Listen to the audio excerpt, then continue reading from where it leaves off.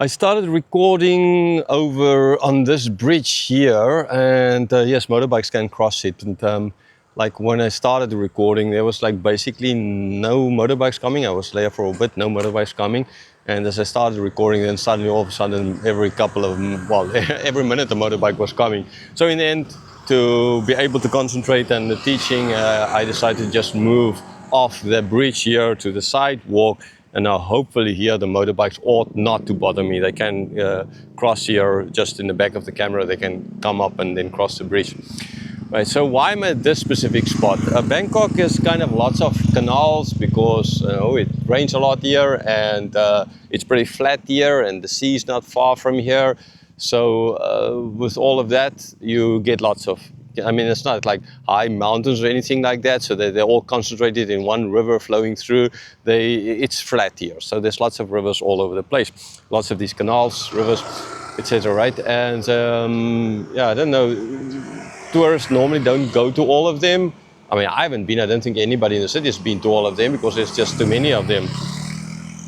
But why I'm here is that in the COVID days, when it just started and one were kind of sort of still allowed to go out, but shops were closed and everything kind of closed, but they didn't lock people up in their houses like in other countries. You could still kind of get out, right? I used to always come walk here when I lived just nearby.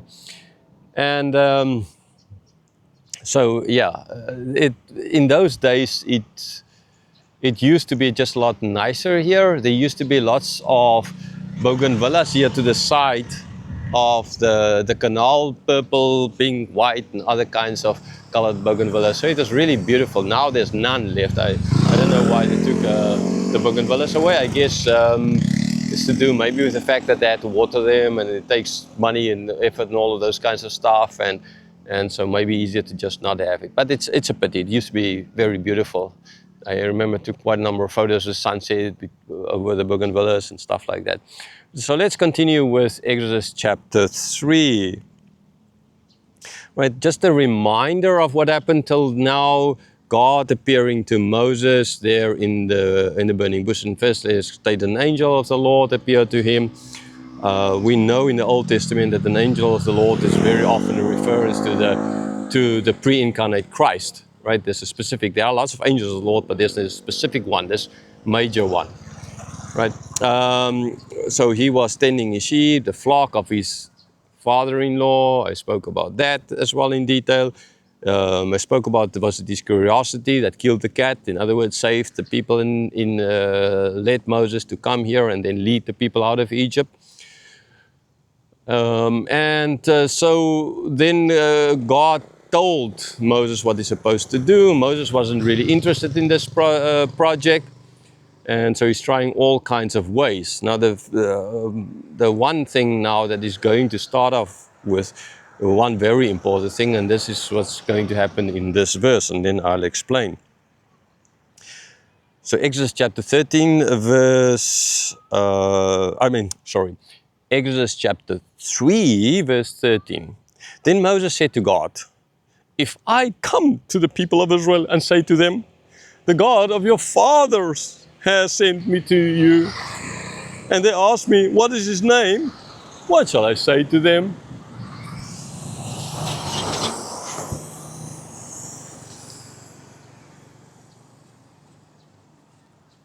This doesn't sound, I mean, to a Western ear, or to ear in general, to a human ear these days, this doesn't sound so kind of important.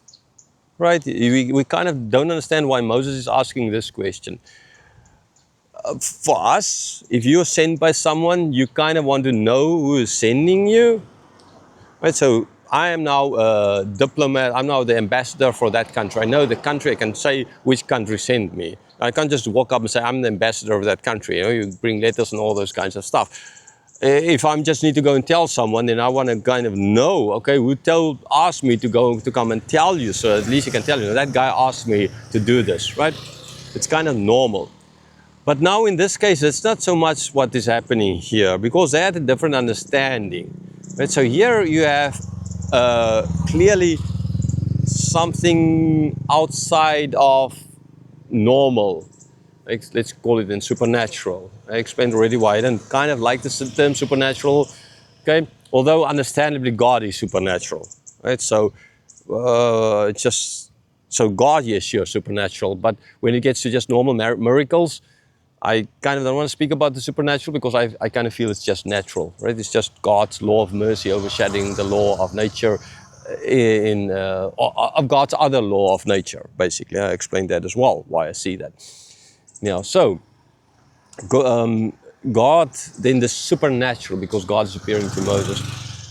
So something really clearly you can see supernatural is happening here, and why, and that led Moses now to asking. So he knows that there's a God, right? So coming from Egypt with all their gods, for the people in those days, knowing the name of the God was very important to them, because if they know the name of the God, then they have a handle on the God.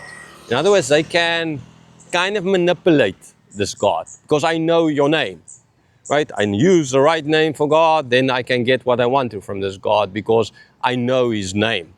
That is why up to now God has not given his name. And wherever Moses has used this name that God's going to give here, he was using it retroactively. Basically, only God did later. So when he used it in Genesis chapter 2, Adam didn't know God by that name there. But Moses here knows this name, and so therefore he uses this name of God for what happened in chapter 2, not Elohim like in chapter 1. Right. So, okay. So yes, so he is going to ask here, or he's asking in this verse for the name of God. Why? For nefarious reasons, for the wrong reasons. That's just that. Because he thought as well, okay, this God is now sending him to go somewhere. And if he knows the name of this God, then he can object more strongly because he can use the name of this God. By the way, this is as well when you get to why we're not supposed to use the name of God. Now, I'm not speaking here now of what certain Christians, weirdos out there, start with using GD, for example, for God, right? The term God, G-O-D, is just Elohim.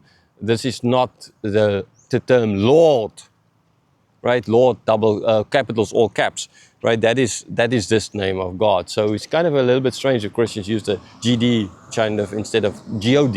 It's kind of stupid.